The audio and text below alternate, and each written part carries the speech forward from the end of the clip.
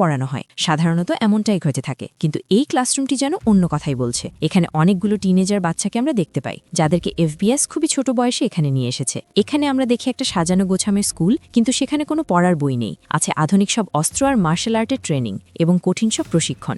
FBS অত্যন্ত গোপনে অনাথ ও সুবিধাবঞ্চিত শিশুদের তুলে এনে এখানে রাখে। উদ্দেশ্য তাদেরকে এমনভাবে ব্রেন ওয়াশ করা যাতে বড় হয়ে কোনো প্রশ্ন ছাড়াই এজেন্সির হয়ে যে কোনো টার্গেটকে খতম করতে পারে। তাই তারা এই প্রজেক্টটির নাম দিয়েছে ইন্টার্নশিপ। Code name catalyst. এই মেয়েটির আসল নাম রেনে। ছোটবেলা থেকে সে ছিল প্রোগ্রামের অন্যতম মেধাবী স্টুডেন্ট। যখন তার বয়সী মেয়েরা পুতুল নিয়ে খেলে, তখন রেনে শিখত কিভাবে মানুষের অ্যানাটমি বুঝে এক কোপে ঘাড় মটকে দেওয়া যায়। এফবিএস ভেবেছিল তারা একদল অনুগত মেশিন তৈরি করছে, কিন্তু তারা ভুলে গিয়েছিল মেশিনকেও যদি অতিরিক্ত টর্চার করা হয় তাহলে তার ভিতরে বিদ্রোহের আগুন জ্বলে উঠবে। রেনে যখন 20-এর কোঠায় পৌঁছায়, তখন তাকে তার প্রথম বড় মিশন দেওয়া হয়। তাকে বলা হয় একজন পলিটিক্যাল লিডারকে মারতে, যে কিনা দেশের শত্রু। কিন্তু মিশন ফিল্ডে গিয়ে রেনে এক ভয়াবহ সত্যের মুখোমুখি হয়। সে জানতে পারে এফবিএস আসলে নিজেদের স্বার্থ উদ্ধার আর নির্দোষ মানুষকে মারার জন্য তাদের ব্যবহার করছে। খুব ছোটবেলায় তারা রেনেকে নিয়ে এসে ট্রেনিং দিয়ে খাতারনাক এজেন্ট বানায়, কিন্তু রেনে এখনও এই বিষয়টি জানে না যে তার বাবা মা বেঁচে আছে কিনা। এবার সিন চলে আসে বর্তমানে।